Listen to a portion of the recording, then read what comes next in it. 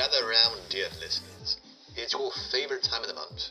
Time again for another edition of the Hatter and Sassy Show, where we'll take you on a trip through the mad world's headlines and equally mad world of medical cannabis. I am your hyperactive host, the Mad Hatter, here to bring you the strangest news and with just a dash of mayhem. And with me, as always, is my partner in lawful activities, the digital privateer and exclusive extraordinaire, Sassy. What have you got on deck today? Hi, Hatter. October's been mad as ever. Germany is rolling out fruity strains, Canada's fumbling with THC tests, and the US is still debating on whether to legalise weed on a federal level. But before we delve into that all, let's take a quick detour down Taste Avenue. Because, mate, we've got a strain review to drop. Ah, yes. What's this flavour of the month? This beauty called Lemon Skittles. We've got our hands on it recently.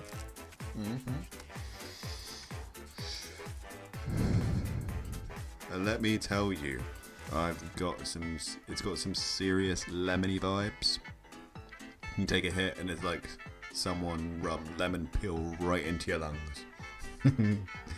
Yeah, it's a lemony taste, solid 9 out of 10. A lemon lover's dream. A citrus kick that really comes through, doesn't it? Like a little spat of sunshine in every puff.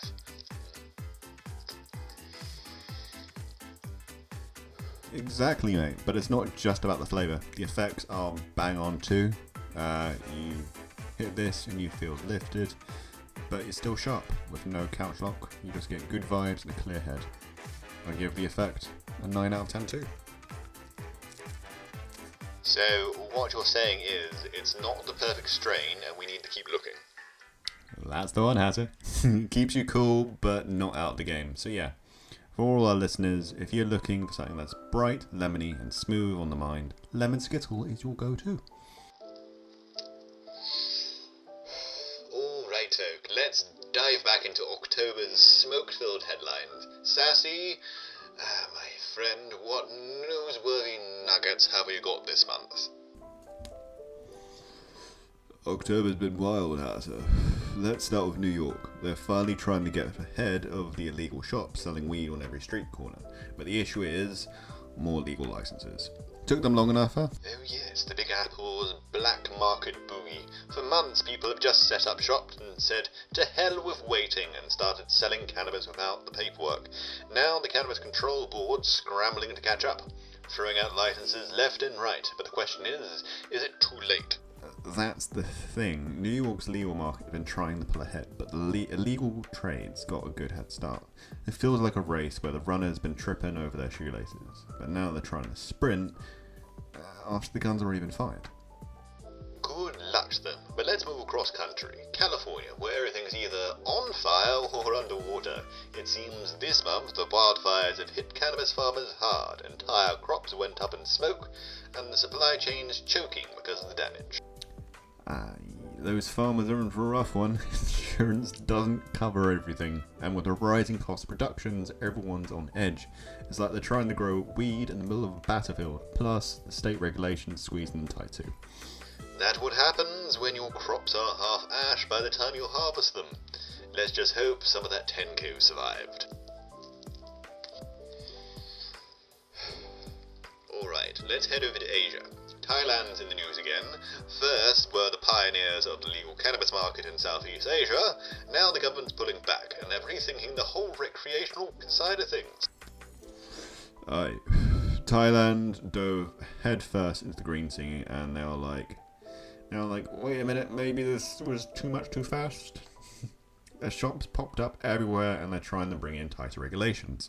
The Prime Minister's saying that they focus more on medical use and rein in the recreational crowd. Can't say we didn't see that one coming. Southeast Asia isn't exactly known for its progressive stance on cannabis, or drugs entirely to be fair, so Thailand is going full steam ahead, and was just going to cause some waves. But you reckon they'll stick with it? Hard to say, buddy. They're playing with fire. It's going to be a tough thing Tough one to dial things back now that recreational users are in full swing. But they might just manage it, especially if other countries in the region start watching with raised eyebrows. Oh yes, governments worldwide are keeping their eye on Thailand. It could be a lesson for either cautious optimism or, well, green-tinged chaos. Time will tell, though. Indeed, but before we wrap up with the news, Hatter, let's do a quick review of this month's news. We've got New York scrambling for control in cannabis shops, California's crops are getting torched, and Thailand's putting back on their green dreams. It's been a whirlwind of a month for weed, and November's going to be looking to keep things up. Nice and interesting, especially with the elections. And here is to the next batch of chaos, my friend, hopefully with fewer fires and smoother smokes. Cheers to that. Cheers, and remember to all you listeners out there, don't forget to like, subscribe, and all that bullshit.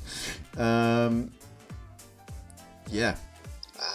Here he is, the man, the myth, the maple leaf legend himself, our friend straight from Canada.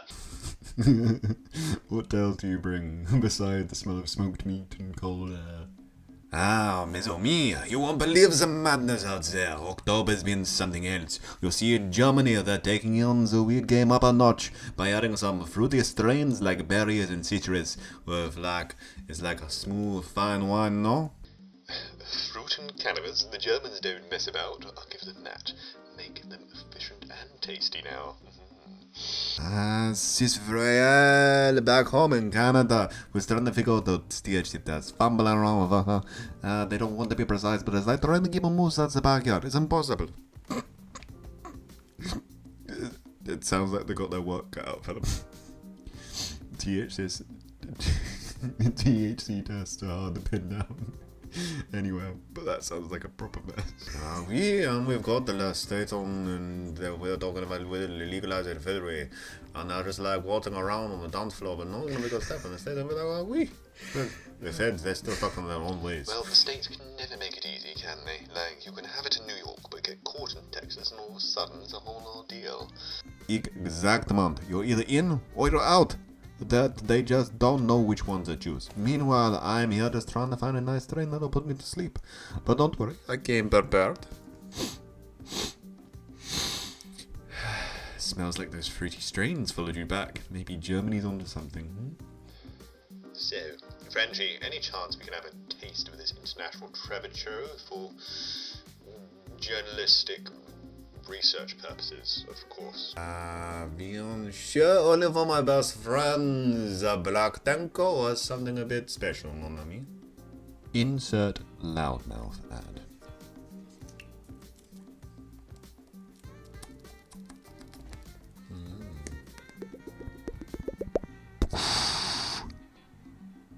One, two, testing. Burp, burp, burp, burp, burp, burp. Right, listeners. Before we delve back into the smoke-filled news of October, let's take a little detour to hear from our friend who is as old as it gets, but he's not your typical Cali fan. He's more about the crops in his field and the buds in the packs. Please welcome Farmer Ace. Brace yourself, folks. Farmer Ace is the real deal. A proper Devonshire lad who's more likely to be caught at a tractor than shotting 10 bags down the local park.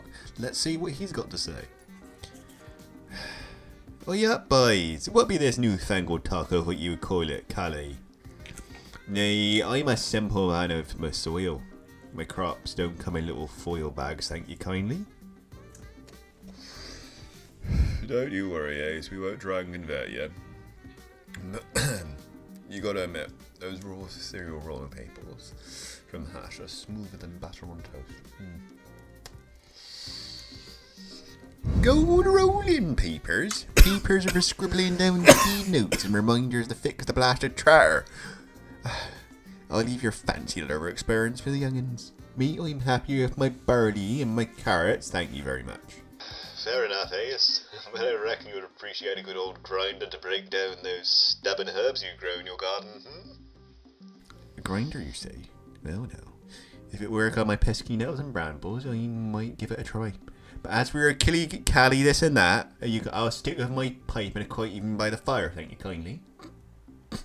This is traditional as they come at her, but let me tell you, mate, when you need to calm the cows after the storm, there's no better way to do it than a little herbal remedy. Cows don't need remedies, bye. They need strong fences and a good stern word. But you can keep your fancy gadgets and your contraptions. I'll stick to my pitchfork and my plough. Oh, thanks, Ace. You've given us a proper old-fashioned take on the matter. But any of our listeners out there, you're looking for the latest smoking supplies, be it rolling papers, vape pens, or even a dab rig, Loudmouth is the place to go, I hear. Top of the line, even if Farmer Race is not keen, get your raw cereal rolling papers while they last. You lads enjoy your herbal nonsense. I'll be down the field dealing with my sheep. He's as solid as they come. So you gotta respect a man who sticks to his roots. Absolutely. But for more on the Loudmouth side of things, you know where to get the best supplies. Head down to Loudmouth in Exeter. Now, back to the news of October.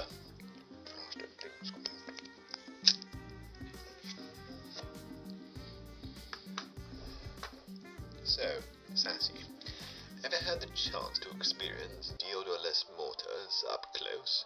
I heard it's more than just costumes and colourful skulls. Let me tell you, it's a festival like no other. It's a beautiful blend of life, death and memory.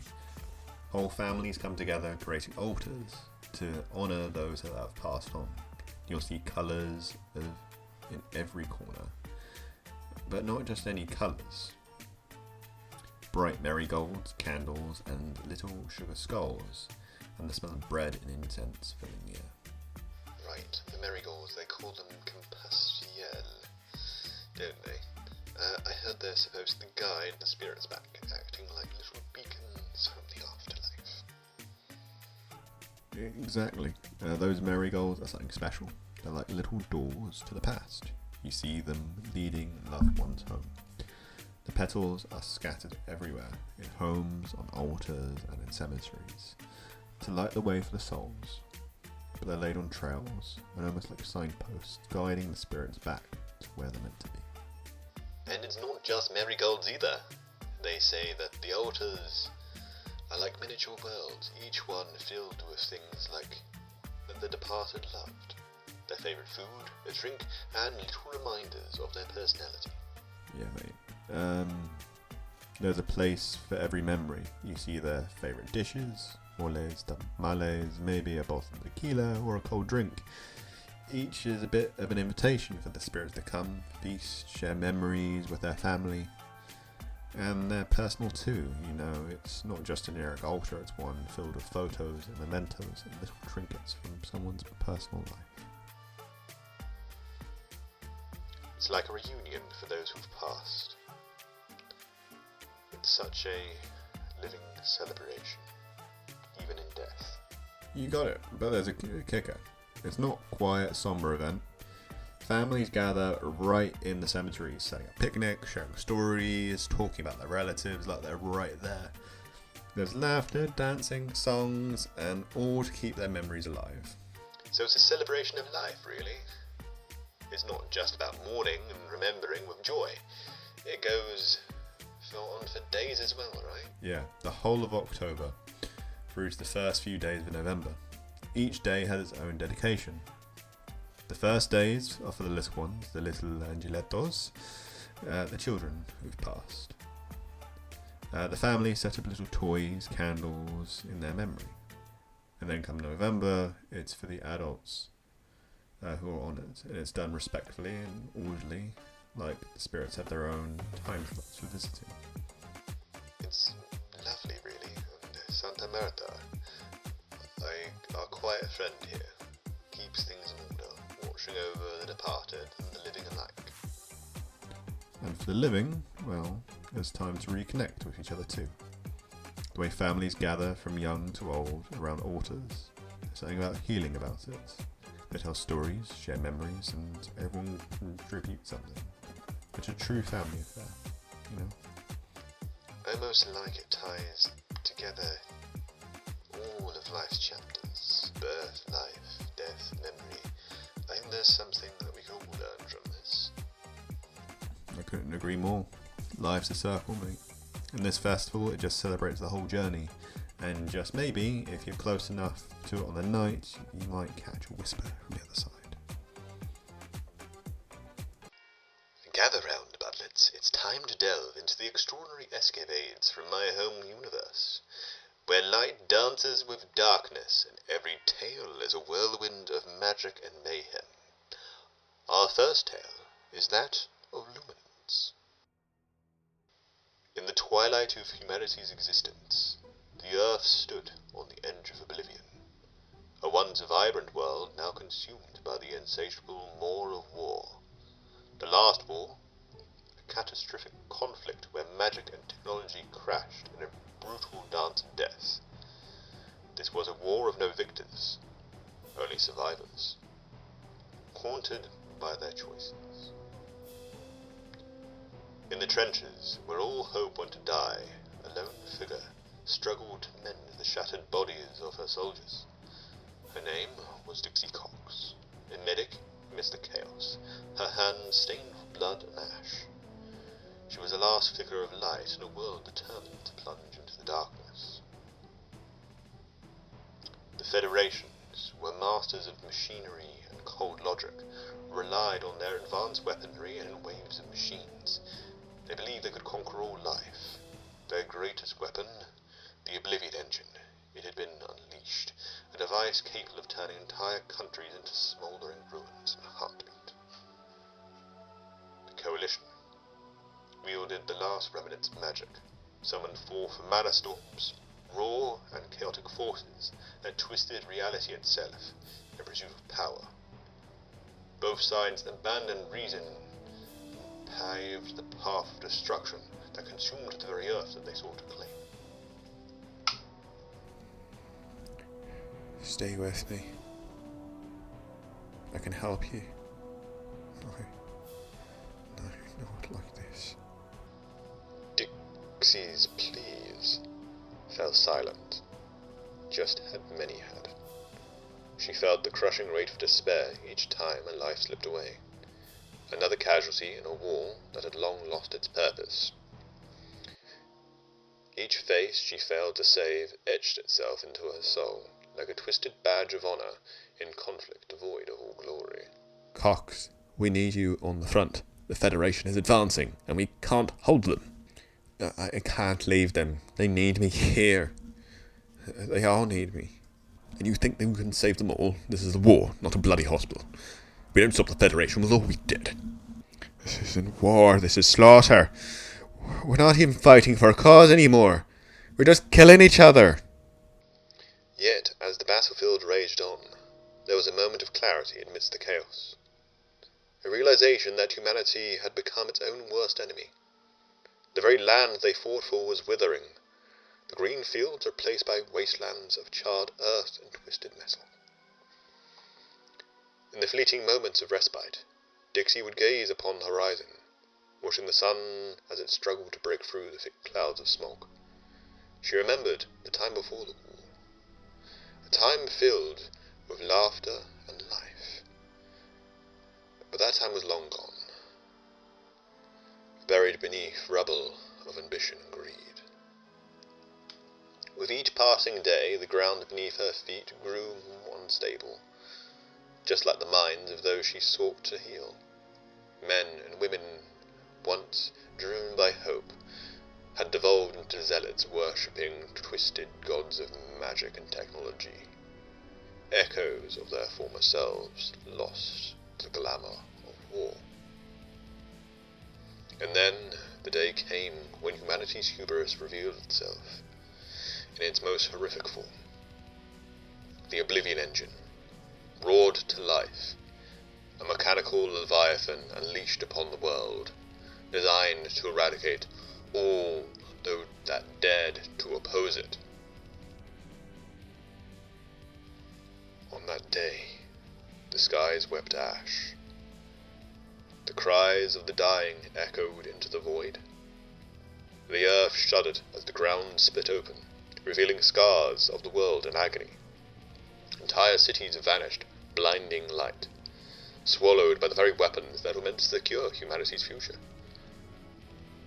And then so, with the earth turning into a wasteland, Dixie found herself at a crossroad, a fleeting flicker of hope amidst the impending darkness.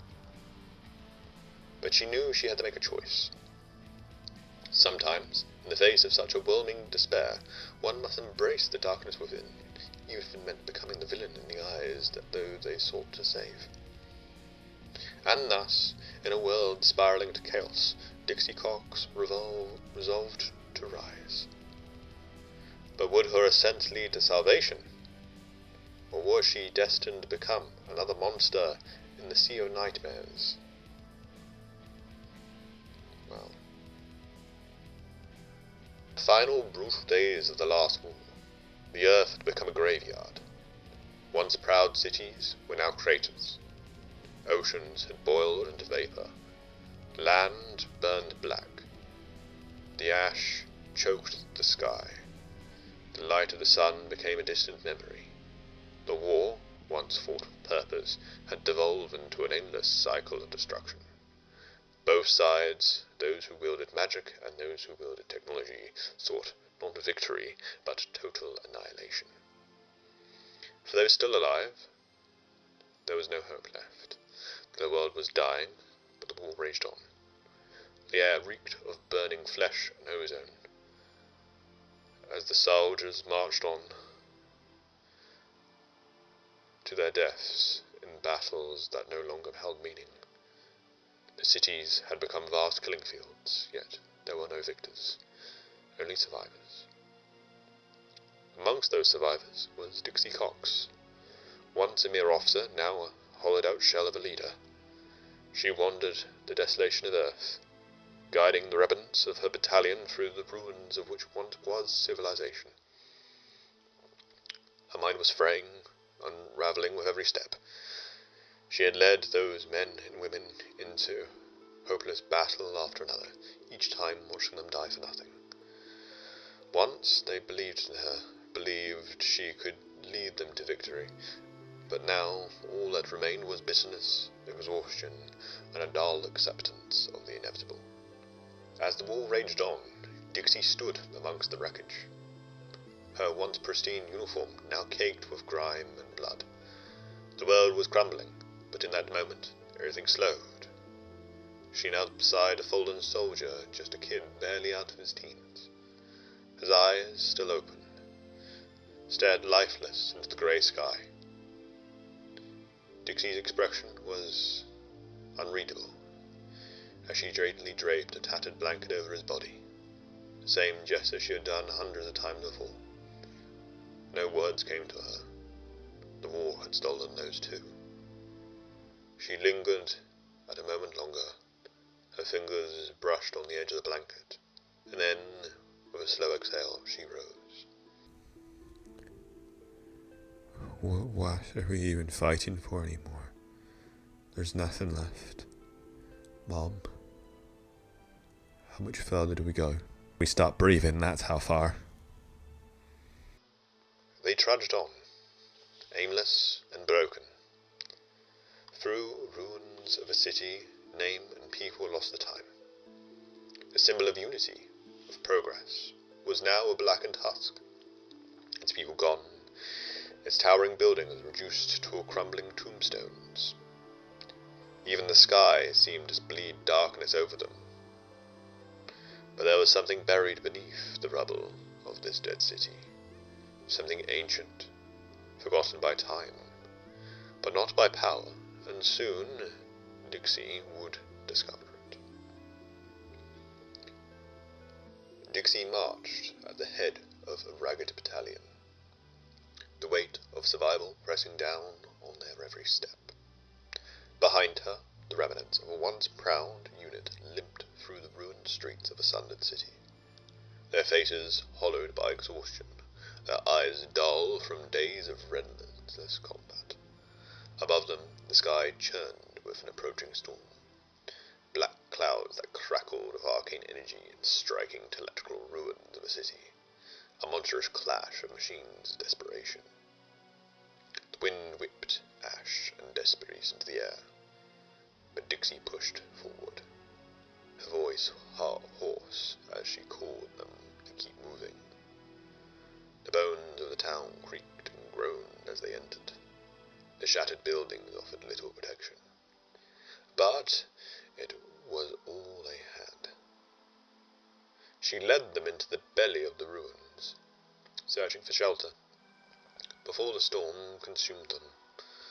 But there was no safety left in this world, only brief moments of respite, and even those were fleeting. The building they stumbled into was a skeletal husk of which once had been a grand tower, now sundered and gutted from years of war and neglect. Its towering stone pillars, cracked and crumbling, leaned precariously like bones of some ancient giant. The roof had since long caved in, left gaping holes that allowed the bitter winds to howl through the hollow structure. Shards of stained glass shattered and littered the floor with vibrant colours, reduced to fragmented memories beneath layers of soot and ash. The remnants of a long-abandoned desks and chairs were scattered like broken teeth across the marble floors, now streaked with grime and blood. The walls, once inscribed with symbols of justice and order, were charred and defaced, the words meaningless under the layers of soot and black and graffiti from scavengers long gone.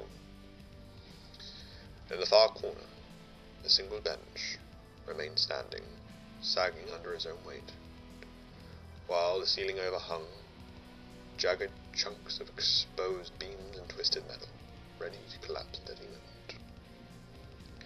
Dixie led them into a shadowed corners, where the broken structures still held enough to provide some shelter from the coming storm. The air was thick with dust. The faint echo of thunder reverbed through the shattered halls. The ruin, like the rest of the world, had once been a symbol of order. Now it was nothing but a tomb, a fragile sanctuary in a dying world. However, something below the ruins called out. No voice. A sourceless deep hum, calling like a siren song. You hear that? What's that sound? It's not right. Something's down there. Keep moving. Dixie had heard it too, a deep hum that seemed to vibrate within her bones. It felt like a pulse of something alive, something immense, just beneath the surface. The soldiers around her could feel it as well, her presence so powerful, so unnatural. It made the air itself feel heavy, but there was no turning back. There never was. They pressed on, following the sound deeper as they delved deeper into the heart of the tower's ruins, until they came across the source of the noise. An ancient temple, buried beneath layers of rubble and twisted steel. The temple was old, far older than anything built by the hand of modern humanity. Its architecture was strange, alien, covered in symbols that no one recognized. It should have been impossible to get. There it was, waiting for them, waiting for her. At the center of the temple, suspended in the air by some invisible force, was the seed of Luminance.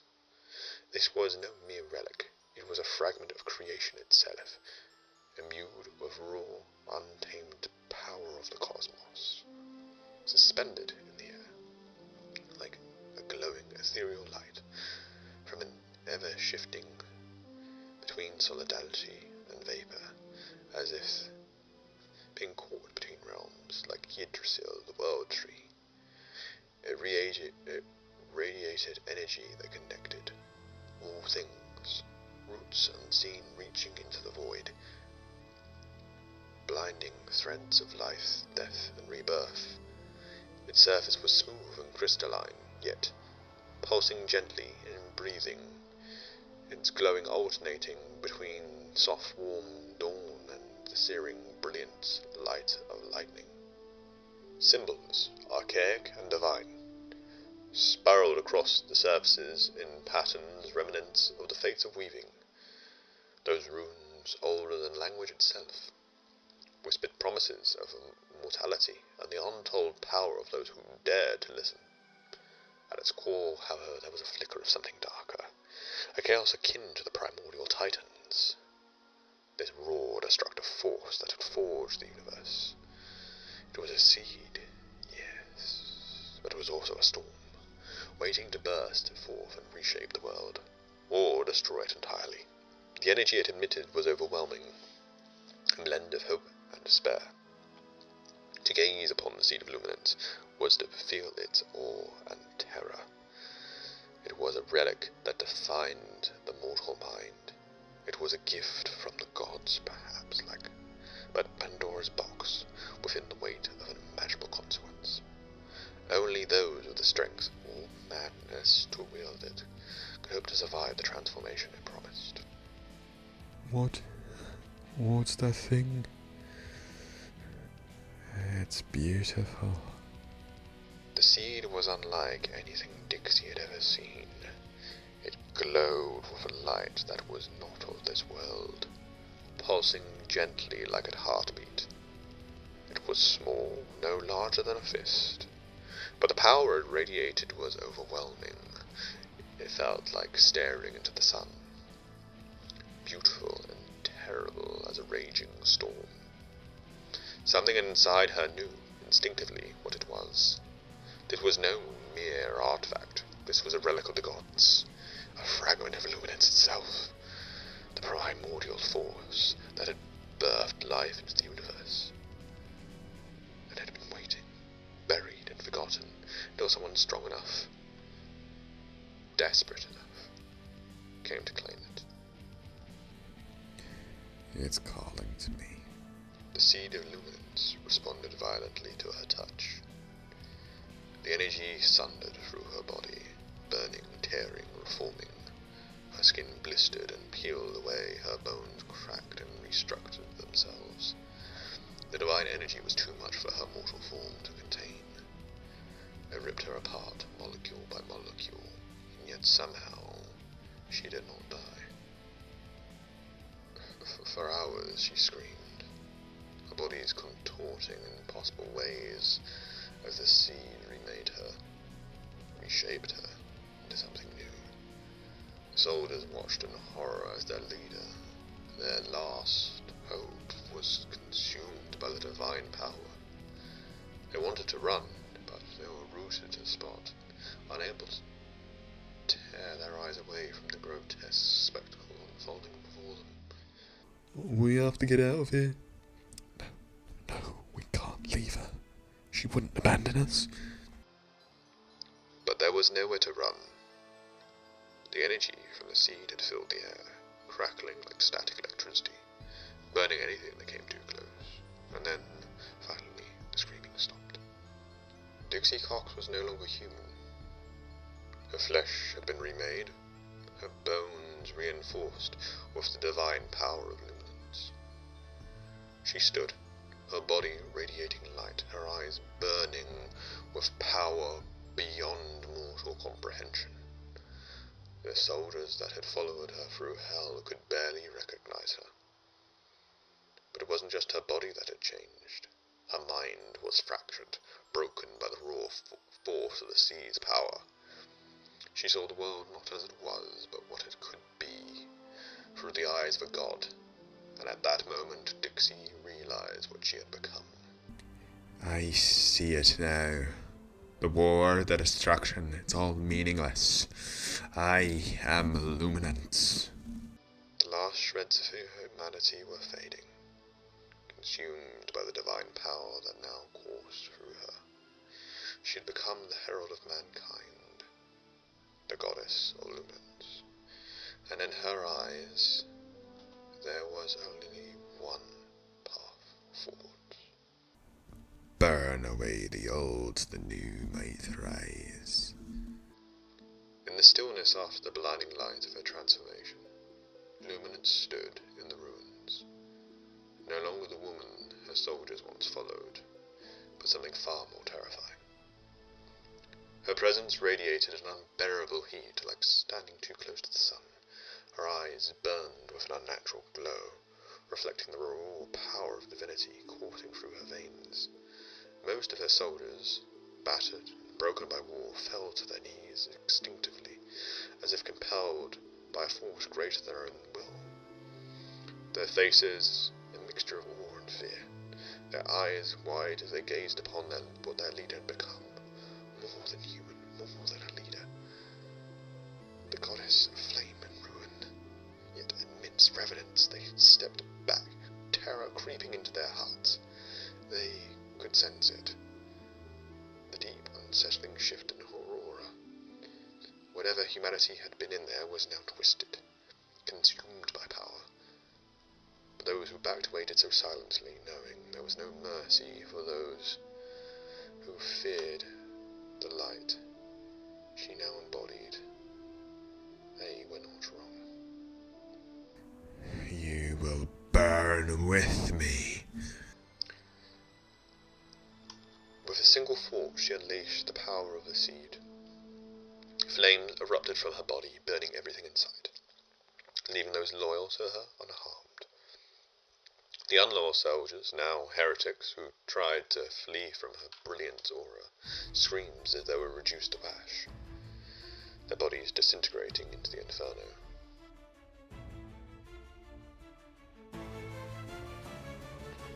When the flames died down, there was nothing left but ash. A ruined husk of a city was gone, reduced into a smouldering crater. At the centre of it stood Luminance, the herald of mankind.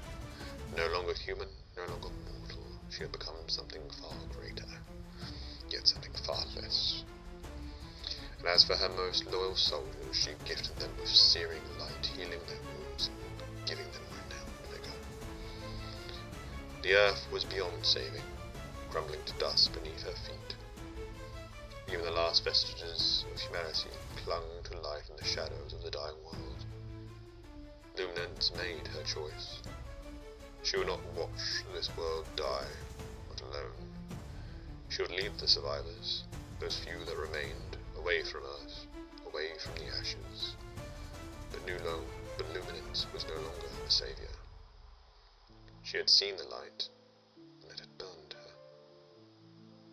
Thanks, Hatter, and that has been the tale of Luminance. Next up, what story do you have for us? Welcome, listeners, to a tale unlike any other.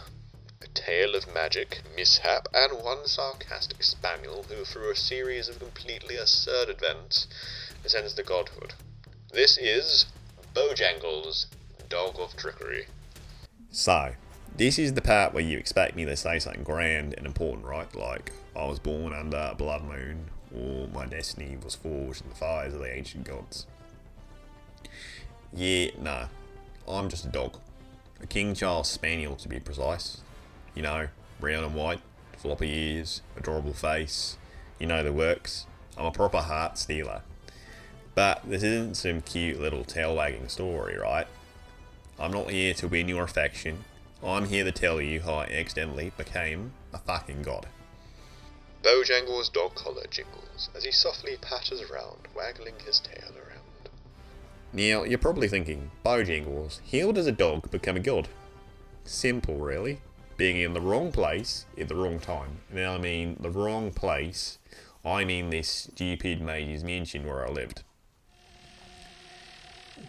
At this mage's mansion, full of mysterious artifacts, ancient scrolls, and enough other magic junk to make a dragon jizz. But me, I didn't care about any of it. I was interested in the food. The mage, let's call him Archibald, because it sounds suitably old and pretentious. Where was I? Oh yeah, he was always too busy messing around with magic to notice me. Except when he did.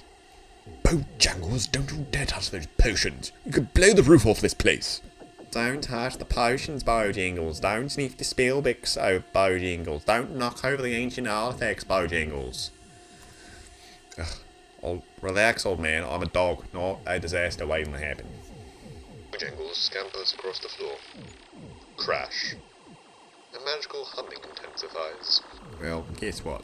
I was a disaster waiting to happen. One day while Archibald was brewing some foul-smelling potion, seriously, it smelled like a mixture of troll feet with an essence of Victorian prostitute. I did what any self-respecting doggo would do. I went on a little expo mission. Sniff here, sniff there, and then, well, as things took a turn, I accidentally knocked over this glowing urn, and let me tell you, this thing just wasn't full of grandma's ashes. The urn topples from its pedestal, falling ungraceful to the polished marble floor. Glass shattering, followed by an eerie hum, and magical chime. Whoops. Turns out that glowing urn was some kind of magic relic containing divine energy. And when it broke, the energy just didn't float off into the air like some harmless mist. Nah, it had to be all dramatic like and infuse itself into me, because of course it fucking did. As the urn shattered, an ancient energy zapped to Bojangles with a soft, magical whooshing sound, leaving a bright shimmer on his fur. First I was like, okay, I just broke some old vase, no big deal, right? But then suddenly my fur was glowing and the whole world got wibbly wobbly and bam, I felt like I had this surge of power, real power. And I'm not hey, I could steal the fucking turkey off the counter and we'll get cool kind of power.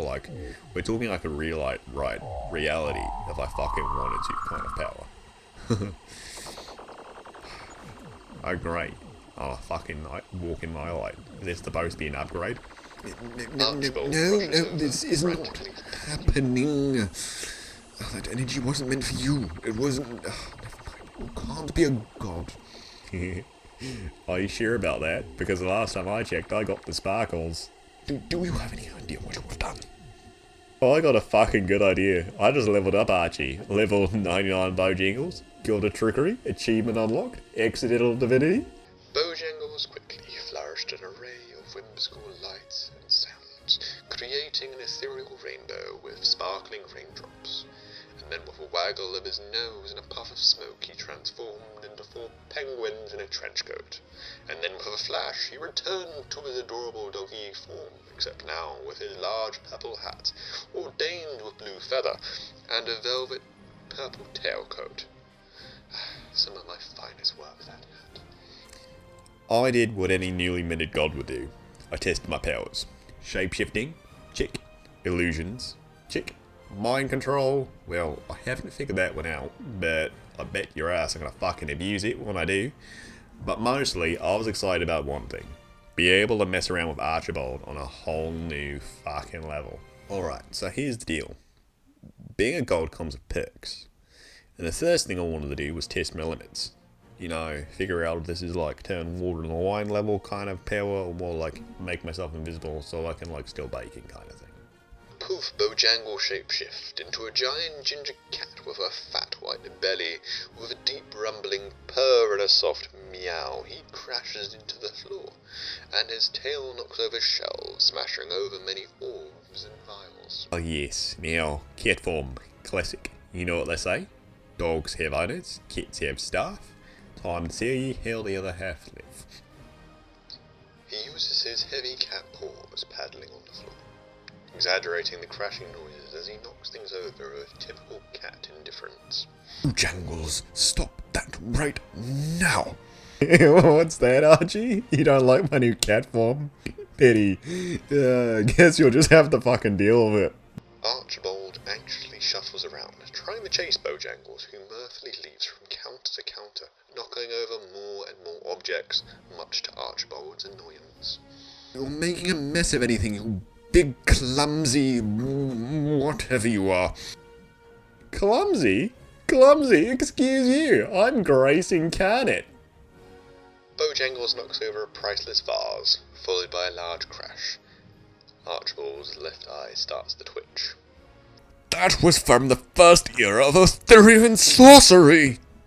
And now it's shattered on the floor era. Big deal. You've got an insurance on that thing, mate. Alright. Cat form's fun. How about something with a little bit more airtime? Time for Bojangles to shapeshift again. This time with a simple fuck it, he leapt into the air and became a giant eagle. With an enormous flap of his wings that bellowed, blowing things around inside the mansion, Bojangles crashed into the floor. The sounds of talons scratching on the ground screeched like nails on a blackboard, followed by a triumphant eagle call. Papers and books fly everywhere from the gusts of his wings as he ungracefully drifts into the library. Stop flapping around, you blasted bird. You're breaking my entire study. Oh, come on. Haven't you heard of the open concept? Just think of it as redecorating at no charge. The screech of an eagle Bojangles flies around, purchasing on various pieces of furniture that immediately collapse under his weight. Just change back into a dog, Bojangles. You're supposed to be a... Bojangles lands heavily, turning into a massive dragon with a deep rumble. Bookshelves rattle, and glass shatters. Something heavy topples over. Rawr. Now, this is what I'm talking about. Nothing says godly power like turning into a fucking fire-breathing dragon. Now, where did you put those dragon treats? I'm assuming it's a part of the upgrade package. Dragon treats? You're not supposed to be a dragon at all. Stop this madness before you burn down the entire mansion down. Bojangles lets out a hiccup, and with a small burst of flames erupt, followed by the crackling sounds of fire as they light the nearby curtains. Put that out this instant. Fine. I wouldn't want to roast my favourite chew toy anyway. Bojangles extinguishes the flame with a sarcastic huff, and then quickly, with a twitch and a tickle of his nose, his shape shifts again, this time into a duck, quacking comically and waddling towards an untouched bookshelf. And then there was duck form. What can I say? I was feeling inspired. Duck-tacular, if you will. Why would you turn into a duck? Why not? Haven't you heard? Ducks are surprisingly dangerous when endangered. Plus, they're excellent swimmers. It's called versatility, Magnus. I thought you would know a few things about being fabulous with feathers. Bojangles quacks and waddles around, knocking things over with his tail. This is a disaster. A magical, quacking, fire-breathing disaster. And now you're getting it. It's called a vibe, Archie. Embrace the chaos. You destroyed my entire study. Destroyed? No. Creatively reorganized. Big difference. You're welcome, by the way. Archibald, you never really appreciated the finer points of chaos. But me, I thrive on it. Why settle for boring, predictable life when you can rewrite the rules? You can't just rewrite the rules of magic, Bojangles. Ah, you poor simple wizard. I'm a god now. I don't follow the rules, I make him. But, of course, just when things were getting fun, the universe decided to throw a fucking spanner in the works, or in this case, a very grumpy raven. Ka! A message from Loki, god of mischief. Relinquish your powers, Matt, or face his wrath. There's only room for one god of trickery in this realm. Loki, huh? You mean the guy who can't decide if he's the villain or just misunderstood? Honestly, the eyeliner is doing more damage to his reputation than I could. This is not a jest, Bojangles. Loki will come for you if you don't relinquish your title.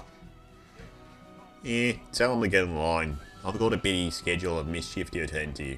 Or better yet, tell him to bring snacks. If we're gonna war, I need provisions.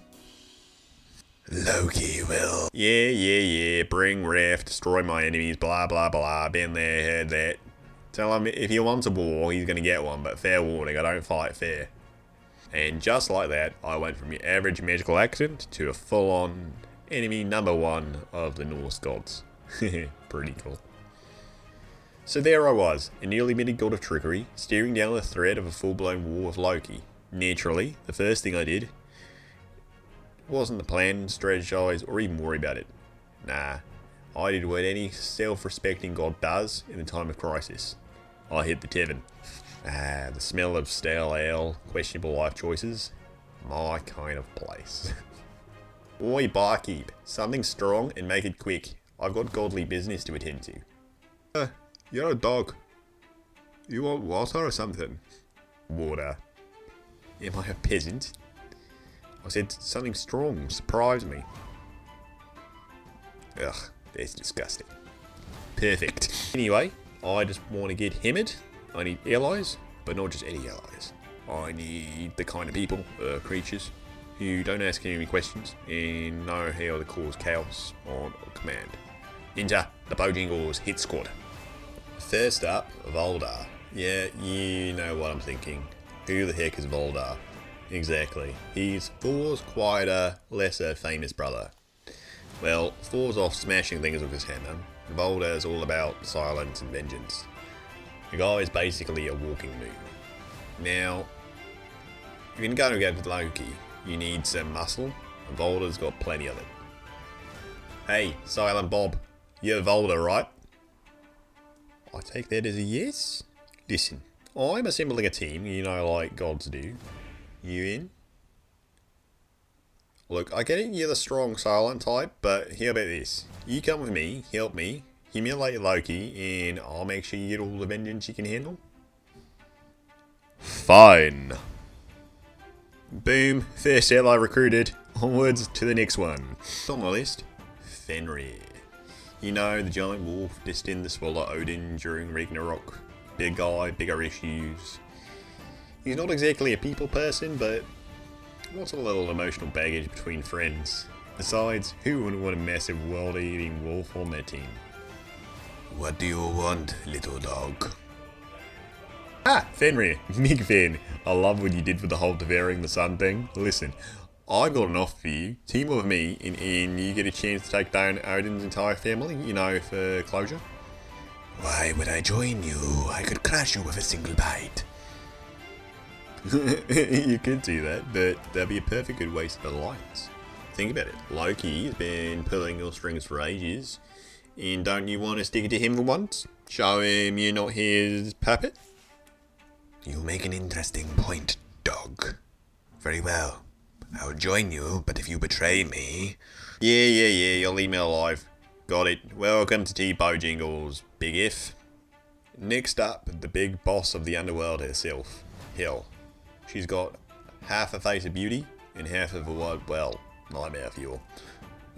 Not exactly the cheeriest of allies, but when it came to taking down Loki, you want someone who kinda knows their way around death. Plus, she's got style. Bojangles, the new god of trickery. What business do you have in my realm? Well, it isn't Queen of the Dead. Listen, Hel, I'm putting together a team. Loki is gunning for me, and I figured he might win because he's been playing the whole absent dead thing with you for centuries, right? Time for some payback. You presume much, dog. But I do have a score to settle with Loki. And it's been far too long since I unleashed some true chaos among the realms. There's the spirit. Come on, Hel. Let's show the living, and the dead, if it's done. And just like that, the hit squad was complete. We had the muscle, the brains, and enough existential angst to fuel a midlife crisis. Now, all we needed was a plan.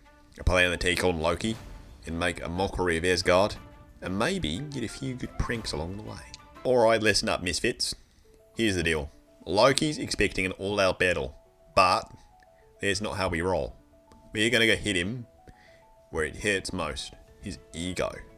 Now, we're not just gonna fight him, we're gonna go out and trick the god of trickery himself, and this is how we're gonna do it in style. What do you propose? Glad you asked, Big F. First, we infiltrate Asgard. Second, we steal something really, really embarrassing from Loki. Maybe his diary. Maybe his helmet that he never takes off. And third, we broadcast his most embarrassing secrets across the realms. They'll knock him down a peg. I like it. The humiliation of a god. Delicious. Exactly. And by the time we're done, Loki will be too busy trying to salvage his reputation to even think about the war. And just like that, we were ready. Loki had no idea what was coming. And let's be honest, neither did we.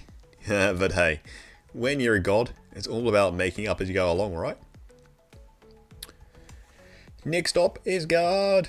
Time to steal from the gods and make a complete mockery of the whole divine order. Should be fun. And as for you listeners out there, don't forget to subscribe. You're going to want to hear what happens to a trickster dog when he breaks into the hole of the gods. Spoilers, it's going to be legendary. Back after this ad, that's probably not actually going to be put there now because the script's changed. Whoa, what an ad. So, there we were. Me, Bojangles, God of Trickery. Me, my merry band of chaos makers, standing at the gates of Asgard. You think this place would have better security, but hey, gods have egos the size of planets. So let's exploit that, shall we? Place is too quiet. It's because it's nap time, big guy. The gods are all lounging around on their shiny thrones. Now this is the perfect time for a little trickery. This is your brilliant plan, to waltz in unnoticed. Just like the wind, exactly. Will be so obvious they won't even notice, then we're a threat. Plus, we've got backup. What's back up? Me, obviously, I'm the backup, the front up, and all the ups. I'm the god now. Remember, I've got this. I then transform myself into a fluffy golden-haired corgi, painted with exaggerated cuteness. Fenrir, I reformed into a vicious chihuahua. Of old air, I turned into the most silent of the dogs, the husky, and only a classy black poodle for hell. Ta-da!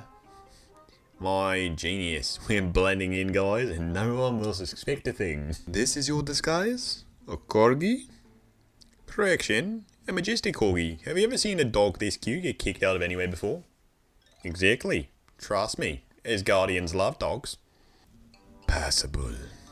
I feel ridiculous. Good. That's how you know it's working. Now, onwards, act natural. Trot confidently into the halls of Asgard, their footsteps echoing off the marble floors. They then approach the grand throne room, faint laughter and voices of the gods echo from within. Step 1. Get to Loki's private chambers without getting caught. Step 2. Steal something embarrassing. Step 3. Roast him in front of the gods. Easy, right? I had no idea what I was doing, but when does that ever stop me? Alright, remember the plan, everyone. We sneak in, get the goods, and then get out. No sudden moves, no barking, and definitely no devouring any gods, Fenrir. I make no promises. They then sneak past several Asgardian guards who are too busy playing dice to notice them. One guard glances at Bojangles, the corgi, and chuckles. So cute. Oh, look at the little dog. How'd you get in here, fella? Resist the urge to insult him. The guard pats Bojangles on the head. Bojangles glares. The things I do for divine vengeance. A large door creaks open as the hit squad step into Loki's lavish chambers. It's filled with strange artifacts, magical scrolls, and an absurd amount of mirrors and liquid eyeliner. Right, team, we've got one job. Find something that'll ruin Loki's life. Start searching. They rummage around. Fenrir sniffs through Loki's clothes. Hel scans through magical artifacts. And Valda stands stoically in the corner. What about this helmet? It looks stupid. No, it's just a normal helmet. We need something really, truly humiliating. Look at this. Soft rustling of paper cuts the air, creating silence, as Hel holds up a very embarrassing crayon drawing of Loki, of himself in a cape, saving Asgard from a small brown and white scribble. Oh, that's gold. Literal gold. We're taking that. Bojangles snatches the drawing and rolls it up carefully. Wait, what? How the fuck does he use that? He doesn't have thumbs. Oh shit, where were we? Oh yes. Alarms suddenly blare across Asgard. Guards can be heard shouting in the distance.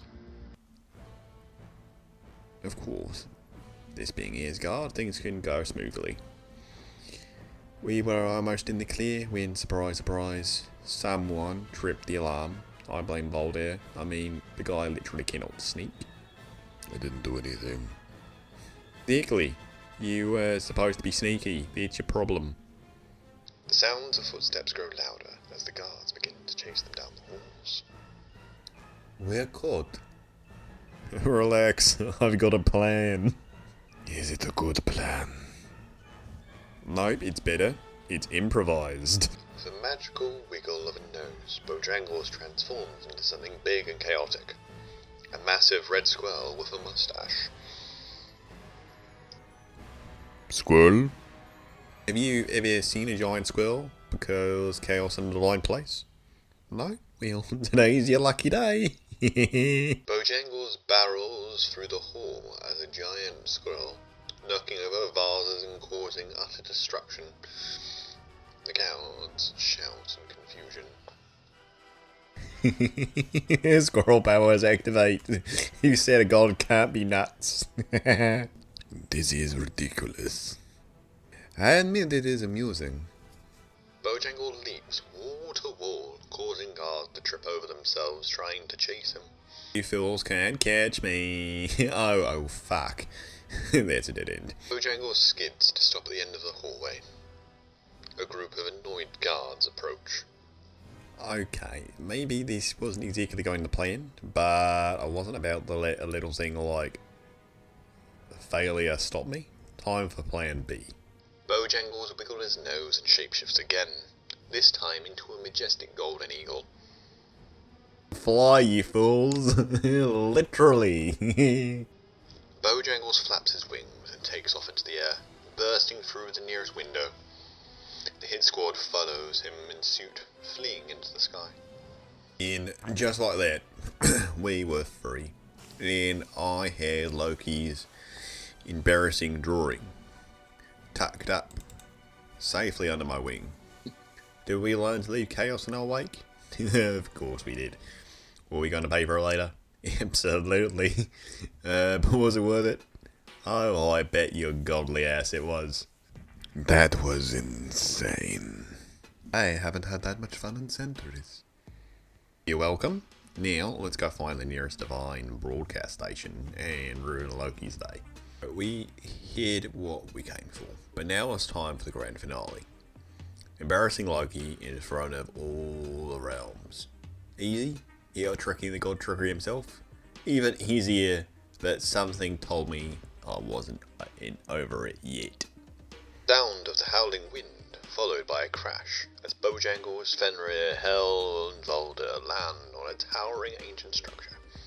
The Asgardian Broadcast Tower. So, there we were. Asgardian Broadcast Tower.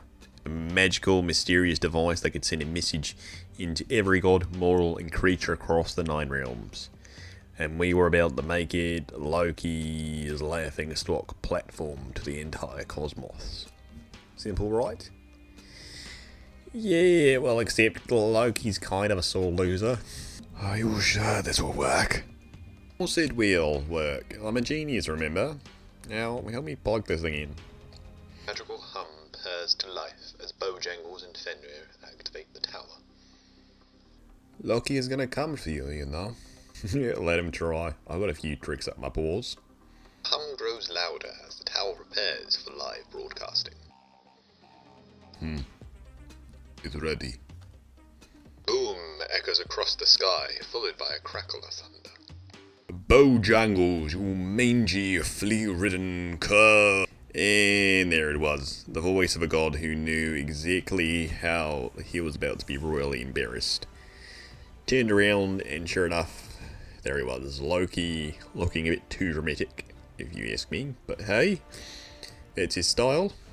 Loki materializes in an hypnotic swirl of green smoke, his eyes glowing with anger. You think you can humiliate me? the god of mischief. I don't think I can. Guess what? We're live in 3, 2, 1, and... Attention, gods, goddesses, and assorted creatures of the realm. We interrupt your regularly scheduled divine nonsense to bring you a special treat. Loki's most embarrassing secret, captured in full colour. A magical projection forms above the tower, displaying Loki's childlike drawing. The one where he's wearing a cape, trying to be a hero, saving Asgard single-handedly from a small brown and white scribble, while on the other hand, the gods cheer him on. It looks ridiculous. Behold, Loki, savior of Asgard. Aren't you all just so proud?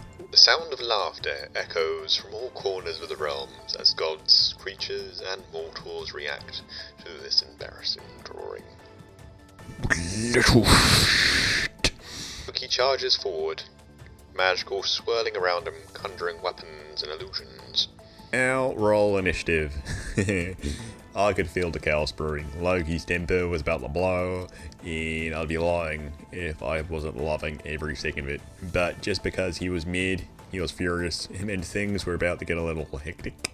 You will regret this, Bojangles. I will rain down fire, chaos, and misery upon you. Fucking hell, relax. Okay, Loki. Just a little bit of childhood trauma, but if you want to fight, I'm not going to be the one that backs down. Bojangles shapeshift into a dashing duck, standing his ground.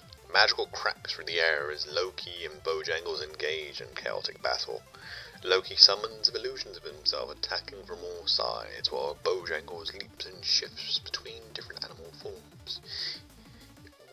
Each one more ridiculous than the last. A giant bear in a onesie, a dragonfly in a red sequin dress, a kangaroo with boxing gloves. Stop playing around, Bojangles. Oh, come on, I'm just warming up. You dare mock me in my own realm? Loki, buddy, viciously mocking you is my entire job description. Now hold still so I can hit you with something really embarrassing. The battle reaches its peak. Bojangles suddenly pauses mid-fight, turning to face you, listener. You know what? This is all fun and all, but let's wrap it up. I'm a god now, and that means I get to pull off some real divine trickery. A deep magical hum begins to resonate through the air as Bojangles taps into his powers. Time to show Loki what a real trickster god can do. Bojangles waves a paw and wiggles his nose, and suddenly Loki finds himself in the most humiliating situation yet. He's wearing a giant chicken costume, complete with feathers and a beak. What? Ta-da! You're officially the chicken of Asgard. How do you feel, big guy? Gods, mortals, creatures of the realms, I hope you are all bursting at the seams as we see Loki standing there, dumbfounded, in such a ridiculous costume. He looks magnificent. The mighty Loki, a chicken. Appropriate. The magical projection broadcasts Loki's newest look to the entire cosmos as laughter echoes from every corner of the 9 realms and beyond. And there it was, Loki, the god of mischief, reduced to laughingstock in front of all of creation. Did I feel bad? Nah, this was justice. Served, feathered. This isn't over, Bojangles. Oh, I know, Loki. He never is. But for now, I win. Chaotic laughter and the magical hum fade as Bojangles and his crew leave the broadcast tower, with Loki grumbling away. And just like that, it was over. Loki humiliated, the 9 realms entertained, and me, well, I was feeling good about it myself. Not bad for a dog who accidentally became a god, right? You actually pulled it off. I underestimated you, Bojangles. I admit it. Of course you did. That's the whole point. What now? Now, we celebrate. In celebrate, I mean hide, because Loki's gonna be coming after all of us for the next 1,000 fucking years. And that, dear listeners, concludes the tale of Bojangles, the god of trickery. He outwitted Loki, humiliated the god of mischief, and somehow managed to avoid total destruction. For now, what's next for our favourite magical mutt? Only time will tell. But if there's one thing we've learned, that is, never underestimate a sarcastic spaniel with godly powers. Until then, keep your trick sharp and your humour sharper. And remember, chaos always finds a way. And before we go, listeners, here is the riddle for November. It is a choice, a promise, a path you choose. In tasks, in passions, I never refuse. With heart and with time, I give all I can. In pursuit of dream, I become more than man. No fleeting or fickle, I stand by my vow. To nature and to foster, to push and to plough. What am I? A riddle that will unlock doors and rewards. Thank you for tuning in, and catch you next time on the Hatter and Sassy Show.